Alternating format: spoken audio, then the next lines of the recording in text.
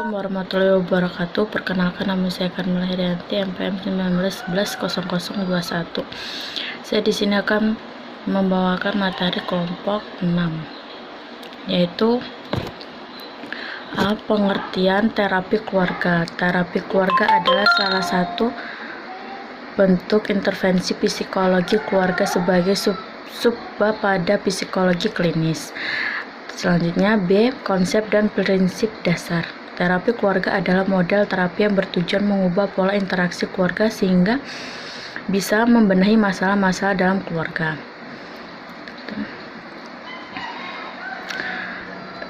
Terapi keluarga didasarkan pada teori sistem Van Bertalanffy 1968 yang terdiri dari 3 prinsip, yaitu prinsip pertama adalah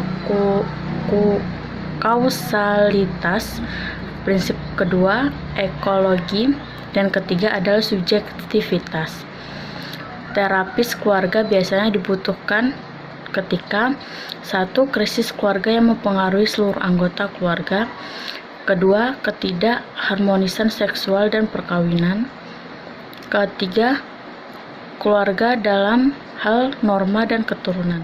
Penelitian mengenai terapi keluarga dimulai pada tahun 1950-an oleh seseorang antropologis bernama George Bateson yang meneliti tentang pola komunikasi pada keluarga pasien skizofrenia di Palo Alto, California. Pada pertengahan 1970-an, masyarakat profesional mulai menganggap serius perspektif dari terapi keluarga. Sejalan dengan itu, buku-buku dan artikel-artikel bermunculan, begitu juga program pelatihan terapi keluarga menurut Jal dan Long 1996. Lanjutnya ada D. Indikasi pemberian terapi. Terapi keluarga akan sangat bermanfaat jika digunakan pada kasus yang tepat. Indikasi terapi keluarga menurut Ward Skinner adalah gejala yang timbul merupakan ekspresi disfungsi dan sistem keluarga. Gejala yang timbul lebih menyebabkan beberapa perubahan dalam hubungan anggota keluarganya dan dapat merupakan masalah secara individual.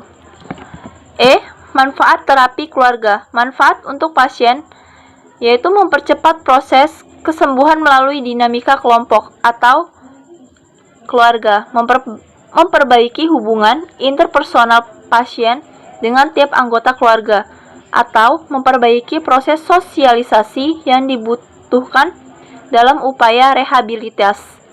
Jika dilakukan pada program rawat jalan diharapkan dapat menurunkan angka kekambuhan.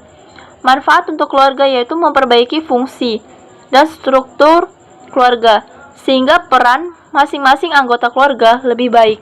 Keluarga mampu meningkatkan pengertian terhadap pasien atau klien sehingga lebih dapat menerima, lebih toleran, dan lebih dapat menghargainya sebagai manusia maupun terhadap potensinya masih ada. Keluarga dapat meningkatkan kemampuannya dan membantu pasien dalam rehabilitas. Efektivitas terapi keluarga. Walau efektivitas dari terapi keluarga merupakan komponen penting dalam proses pemulihan klien, inteligensi terapi keluarga memiliki tantangan sebagai berikut. Yang pertama, terapi keluarga lebih kompleks daripada pendekatan non-keluarga karena lebih banyak orang yang terlibat.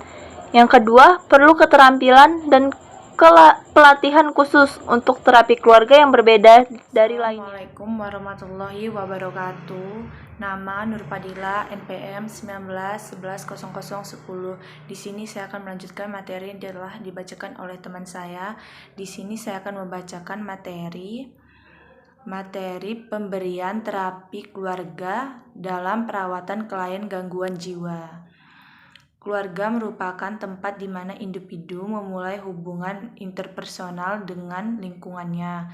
Keluarga dipandang sebagai satu sistem sehingga gangguan yang terjadi pada salah satu anggota dapat mempengaruhi sistem di fungsi dalam keluarga dapat sebagai sebab gangguan. berbagai pelayanan keperawatan jiwa bukan tempat klien seumur hidup. Salah satu faktor penyebab gangguan jiwa adalah keluarga tidak tahu secara merawat klien di rumah. Kenyataannya banyak klien di rumah sakit yang jarang dikunjungi keluarga. Keluarga tidak mengikuti proses perawatan klien. Di sini juga adapun tujuan dari perawatan tersebut adalah menurunkan konflik kecemasan keluarga, meningkatkan kesadaran keluarga terhadap kebutuhan masing-masing anggota keluarga, meningkatkan kemampuan penanganan terhadap krisis, mengembangkan hubungan peran yang sesuai, meningkatkan kesehatan jiwa keluarga sesuai dengan tingkat perkembangan anggota keluarga. Di sini juga ada manfaat terapi keluarga klien. Yang pertama, mempercepat proses penyembuhan. Yang kedua, memperbaiki hubungan interpersonal. Yang ketiga, menurunkan angka kekambuhan. Di sini juga keluarga memperbaiki fungsi dan struktur keluarga. Keluarga mampu meningkatkan perhatian terhadap klien sehingga lebih dapat menerima, toleran, dan menghargai klien sebagai manusia.